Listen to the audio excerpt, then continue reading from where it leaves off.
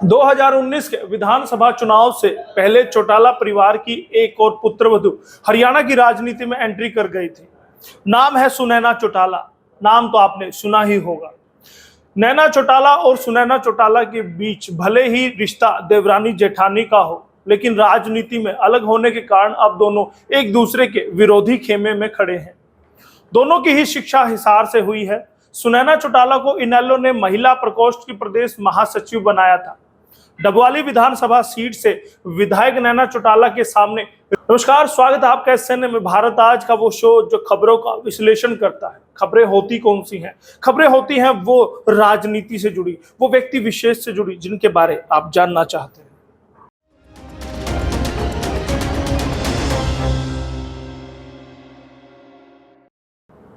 सुनैना चौटाला अपने कॉलेज के दिनों से ही राजनीति में सक्रिय रही हैं। वे छात्र संघ की कॉलेज में प्रधान भी रही हैं। सुनैना चौटाला ओम प्रकाश चौटाला के छोटे भाई और पूर्व विधायक स्वर्गीय प्रताप चौटाला के बेटे रवि चौटाला की पत्नी है। बता दें कि जब देवरानी सुनैना चौटाला को मैदान में उतारे जाने का नैना चौटाला से सवाल किया गया था, तो उन्होंने कहा कि वह और उनकी पार्टी जजपा दाएं बाएं नहीं झांकती, अपना काम करती है। यानी कि सुनैना चौटाला को लेकर उनकी तलखी साफ दिखाई वो सुनाई दे रही थी। होगी भी क्यों नहीं, क्योंकि देवीलाल परिवार की सुनैना चौटाला दूसरी सदस्य है जो राजनीति में आई है। पहली आप जानते ही हैं। लेकिन यह याद रखिएगा कि देवीलाल की पुत्र वधू सुनैना की राजनीति में सरप्राइज एंट्री हुई थी, जिसे राजनीतिक गलियारों से लेकर आम लोगों तक सभी को चौंका दिया था।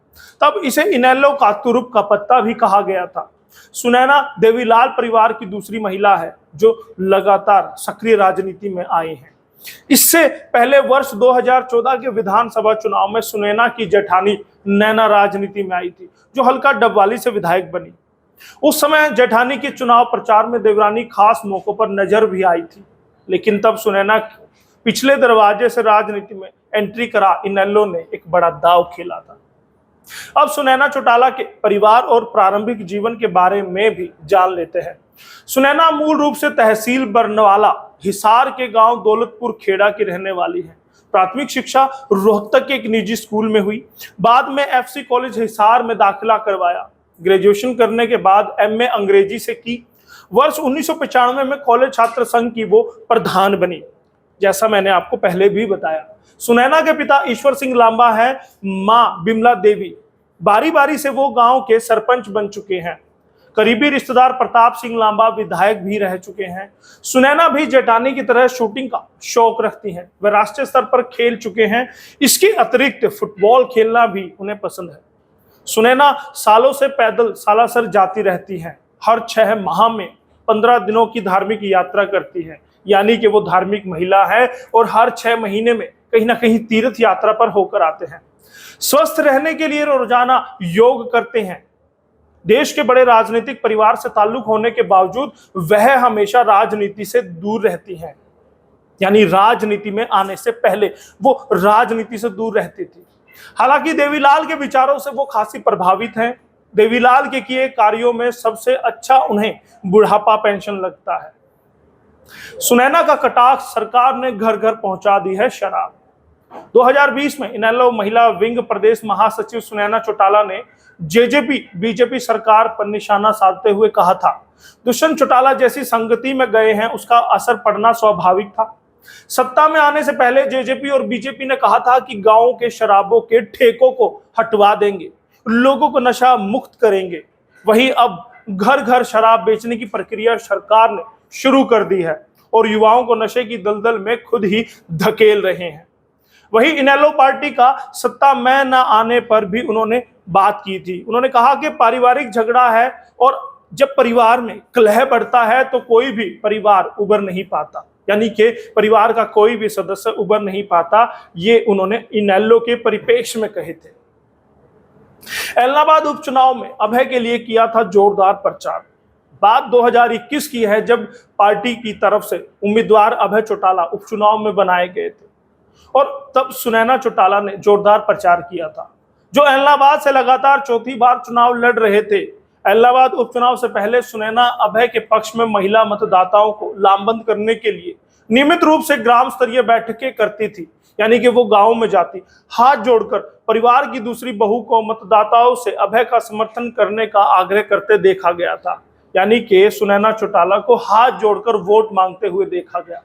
इलाहाबाद में प्रचार करते हुए सुनैना ने कहा, मतदाता बड़े साहब ओपी चौटाला को देखने के लिए उत्साहित है। वह पार्टी के साथ साथ परिवार के लिए एक केंद्रीय शक्ति के रूप में काम कर रहे हैं। मैं गांव की चौपालों में बैठकें करके और महिलाओं के साथ बंद कमरे में बैठकें करके अपना कर्तव्य निभा रही हूं।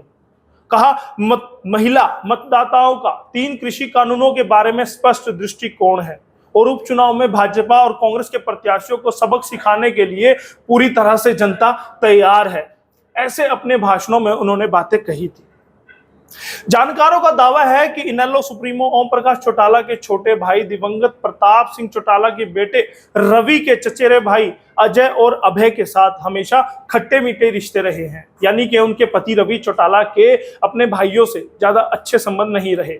लेकिन जेजेपी बनने के बाद रवि और उनकी पत्नी सुनैना चौधरी ओम प्रकाश चौटाला अभय चौटाला के प्रति वफादार हैं और कंधे से कंधा मिलाकर पार्टी और अभय के साथ वो खड़े दिखाई देते हैं।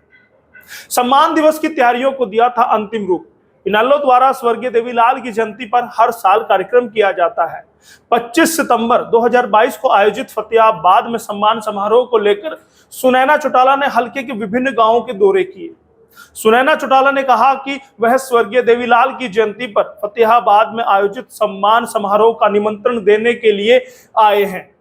उचाना हलके के गांव में स्वर्गीय देवीलाल का लगाव रहा। इन गांवों को तो विरोधी पार्टी के लोग स्वर्गीय देवीलाल समर्थक गांव कहते थे। हलके के लोगों से राजनीतिक नहीं बल्कि हमारा दिल का रिश्ता है। उन्होंने कहा कि यहां के लोगों ने भाजपा के खिलाफ मतदान करते हुए जिसको विधायक चुना था, आज वह भाजपा की ही गोद में जा बैठा है। ऐसा नहीं कि वो सिर्फ निमंत्रण देने के लिए, कार्यक्रमों का न्योता देने के लिए जींद आते हैं। सुनैना ने जींद जिले की संभाली हुई है कमान। जींद जिले ने इनेलो को 2009 में 5 सीटें दी थी।